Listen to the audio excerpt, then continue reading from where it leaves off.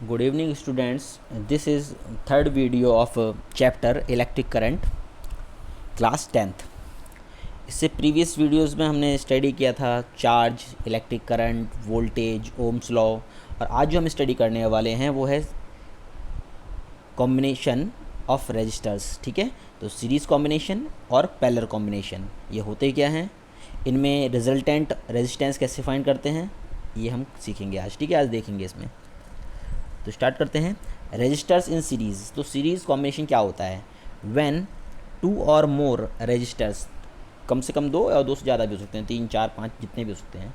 When two और more resistors are connected end to end, then the arrangement is called series combination.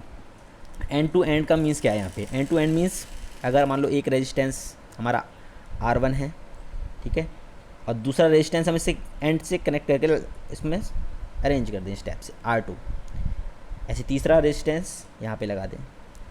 ठीक है, register, 3 register R1, R2, R3 अगर and to and connected हैं, step से connected हैं, तो हम उसको कहते हैं वो सीरीज़ कॉम्बिनेशन है। और सीरीज़ कॉम्बिनेशन में जो ओवरऑल रेजिस्टेंस निकल के आता है उसका फॉर्मूला होता है RS is equal to R1 plus R2 plus R3।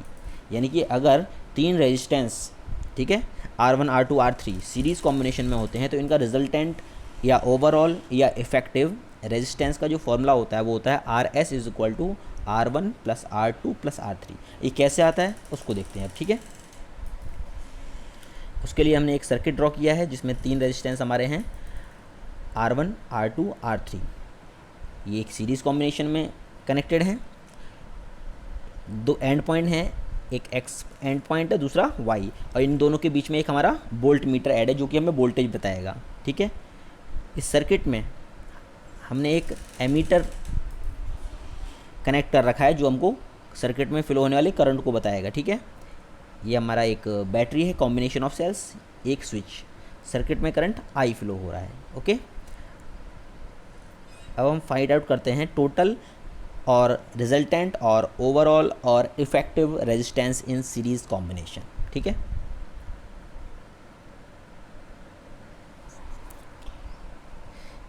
In series combination current through each resistor is same. जो सीरीज़ कॉम्बिनेशन हमारा होता है, सीरीज़ कॉम्बिनेशन जो अभी हमने देखा था, उसमें करंट सब में सेम जाता है क्योंकि एक ही हमारा लाइन होता है। ठीक है, एक ही फ्लो क्या है, एक ही यहाँ पे फ्लो का एक ही डायरेक्शन है। ठीक है, तो करंट जितना यहाँ पे होगा, आई है यहाँ पे, तो इसमें भी आई होगा और इसमें भी आई फ्लो होगा। तो in series combination of resistors current through each resistor is same, ये पॉइंट याद रखना है हमको। ठीक है, इक्विवेलेंट रेजिस्टेंस और ओवरऑल रेजिस्टेंस जो आता है is larger than the largest individual resistances.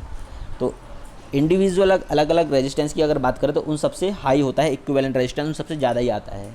ठीक है, यानी कि अगर 1 ओम, 2 ओम और 3 ओम के 3 रेजिस्टेंस हैं और तीनों सीरीज़ कॉम्बिनेशन में ज्वाइंट हैं, तो जो टोटल रेजिस्टेंस हमारा कितना आएगा, 1 + 2 + 3 दैट इज़ 6 ओम। तो 6 ओम की वैल्यू ज़्यादा है ना, 1 ओम से भी ज़्यादा है, 2 ओम से भी ज़्यादा और 3 ओम से भी ज़्यादा है। तो ये पॉइंट भी याद रखना है कि सीरीज़ कॉम्बिनेशन में इक्विवेलेंट रेजिस्टेंस की वैल्यू इंडिविजुअल रेजिस्टेंसेस से ज़्यादा होती है। एंड क्योंकि करंट सेम है, ठीक है, बट वोल्टेज क्या होती है सीरीज़ कॉम्बिनेशन में, अलग अलग रेजिस्टेंस की वोल्टेज अलग अलग होती है। मान लो पहला जो रेजिस्टेंस है, जो हमारा R1 रेजिस्टेंस है, इसके एंड पॉइंट्स के बीच में जो पोटेंशियल डिफरेंस है वो V1 है। R2 जो हमारा रेजिस्टेंस है, ठीक है, R2 जो हमारा रेजिस्टेंस है, R2 उसके एंड्स के बीच में पोटेंशियल डिफरेंस V2 है और R3 के पोटेंशियल डिफरेंस V3 है। तो टोटल वोल्टेज कितना हो गया, टोटल पोटेंशियल डिफरेंस, क्योंकि टोटल पोटेंशियल डिफरेंस तो V होगा और V की वैल्यू कितनी होगी, V1 + V2 + V3। Okay, total voltage और total potential difference is equal to sum of voltage drops, that is V is equal to V1 + V2 + V3, where V is the total voltage connected in this circuit. अगर हम V1 की बात करें, V1, V2, V3 इनकी क्या होंगी value, क्योंकि हमारा ओम्स लॉ क्या कहता है, V is equal to I R कहता है Ohm's law, according to Ohm's law. V1 की वैल्यू कितनी आएगी, करंट इन R1, करंट कितना फ्लो हो रहा है, आई फ्लो हो रहा है, और पहले वाले रेजिस्टेंस की वैल्यू कितनी है R1, तो V1 इज इक्वल टू हो जाएगा I R1। Similarly V2 is equal to I R2 and V3 is equal to I R3। Okay, ये अलग अलग चीज़ है ये। तो हमारा V1 हो गया आई R1, V2 आई R2 और V3 आई R3। ठीक है, यहाँ पे I की वैल्यू तीनों में I क्यों आई है, I1 I2 I3 क्यों नहीं आई, क्योंकि तीनों जो हमारे रेजिस्टेंसेज हैं उनमें करंट सेम फ्लो हो रहा है, इसी वजह से हम करंट की वैल्यू क्या ले रहे हैं, I ले रहे हैं तीनों में। Put the value of V1 V2 and V3, we get V is equal to I R1 plus I R2 plus I R3। Taking out I को बाहर लिया तो कितना हो गया, V is equal to I in bracket R1 plus R2 plus R3। Okay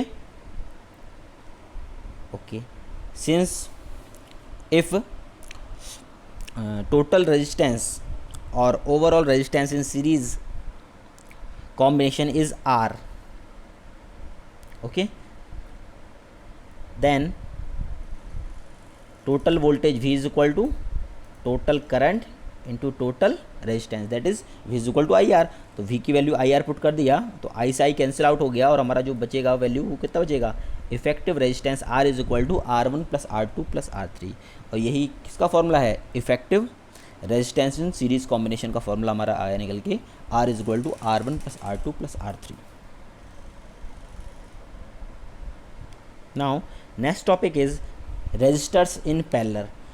parallel combination क्या होता है, जिसमें जितने भी रेजिस्टर्स होंगे, ठीक है, उनका एक पॉइंट, उनके जो फर्स्ट एंड होगा वो एक पॉइंट पे कनेक्टेड होंगे और जो उनका सेकंड एंड होगा वो एक दूसरे पॉइंट पे कनेक्टेड होंगे। जैसे अगर यहाँ R1 की बात करें तो इसका फर्स्ट एंड कहाँ पे है, A पे कनेक्टेड है और दूसरा पॉइंट एंड पॉइंट B पे कनेक्टेड है। उसी टाइप से अगर R2 की बात करें तो R2 का भी फर्स्ट पॉइंट A पे कनेक्टेड है और दूसरा B पे कनेक्टेड है। R3 का भी फर्स्ट पॉइंट A पे कनेक्टेड है और सेकंड एंड पॉइंट B पे कनेक्टेड है। तो इस टाइप से जो हमारा कॉम्बिनेशन होता है वो पैरेलल कॉम्बिनेशन होता है और पैरेलल कॉम्बिनेशन में जो वोल्टेज होती है तीनों के बीच में वो सेम होती है, ठीक है, और करंट की वैल्यू अलग अलग होती है। जैसे अगर पहले वाले की बात करें तो इसमें I1 करंट फ्लो होगा, दूसरे वाले में I2 करंट फ्लो होगा और तीसरे वाले में I3 करंट फ्लो होगा, यानी कि करंट की वैल्यू अलग अलग होगी, बट तीनों रेजिस्टेंस के लिए वोल्टेज की वैल्यू सेम रहने वाली है इसमें, ठीक है। एक सर्किट इसमें भी लेते हैं, एक बैटरी सर्किट में करंट I फ्लो हो रहा है, इसमें I1, इसमें I2, इसमें I3, ठीक है। R1 में जो करंट पास हो रहा है वो I1, R2 में जो करंट पास हो रहा है वो I2 और R3 में जो करंट पास हो रहा है वो I3। यहाँ पे हमने एक क्या लगा रखा है, A और B पॉइंट के बीच में एक वोल्ट मीटर लगा रखा है जो वोल्टेज को बताएगा हमको कि वोल्टेज ड्रॉप कितना हुआ है। एक एमीटर लगा रखा है तो वो करंट की वैल्यू को बताएगा, एक स्विच लगा रखा है, ठीक है। Voltage across each resistor is same and equal to the applied voltage for parallel combination। जो वोल्टेज होता है तीनों रेजिस्टेंस या जितने भी रेजिस्टेंस है उनके बीच में वो सेम होता है और उसकी वैल्यू कितनी होती है, जितनी हम अप्लाई कर रहे हैं वोल्टेज, जो हमारी बैटरी कनेक्टेड है ना, इसकी वोल्टेज जितनी होगी उतना ही ये वोल्टेज होगा।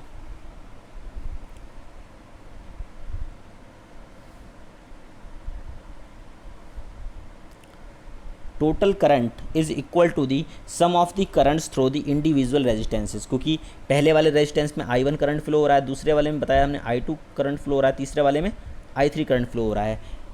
क्योंकि टोटल सर्किट में कितना करंट फ्लो हो रहा है, I करंट फ्लो हो रहा है, तो क्या होगा, I is equal to I1 plus I2 plus R3, ठीक है।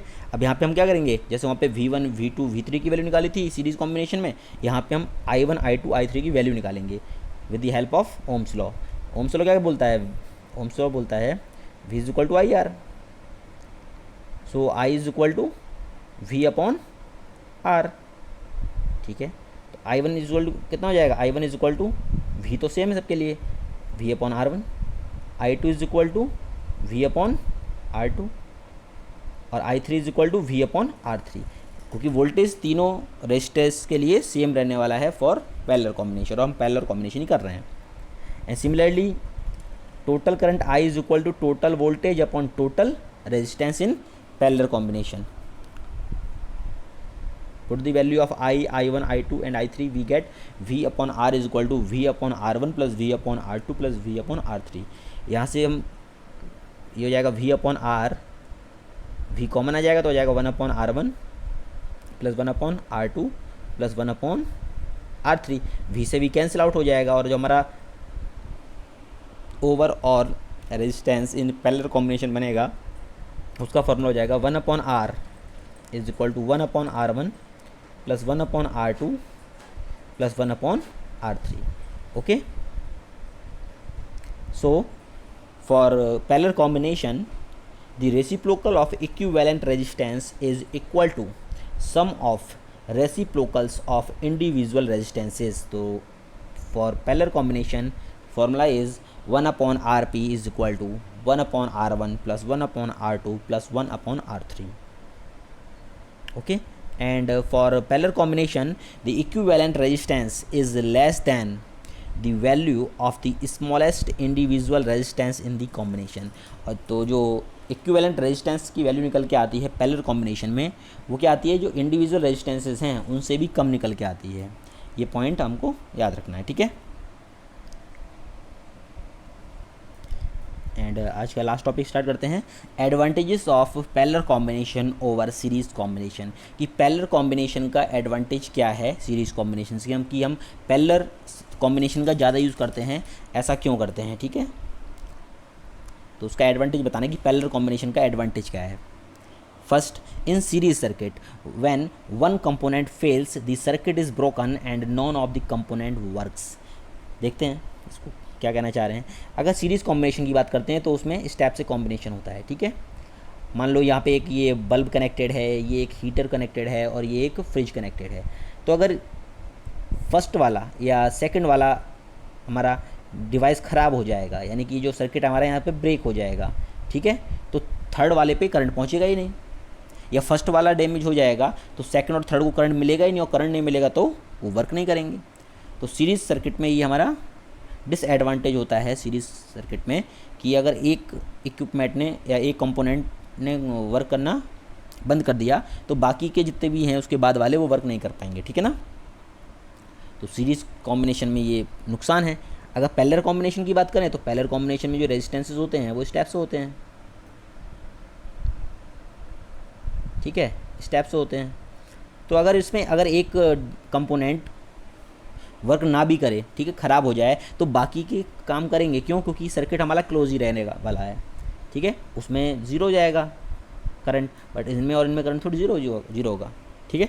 तो अगर हमारा पैरेलल कॉम्बिनेशन होता है तो पैरेलल कॉम्बिनेशन में अगर एक डिवाइस वर्क नहीं भी करती है तो बाकी की डिवाइसेस वर्क कर सकती हैं.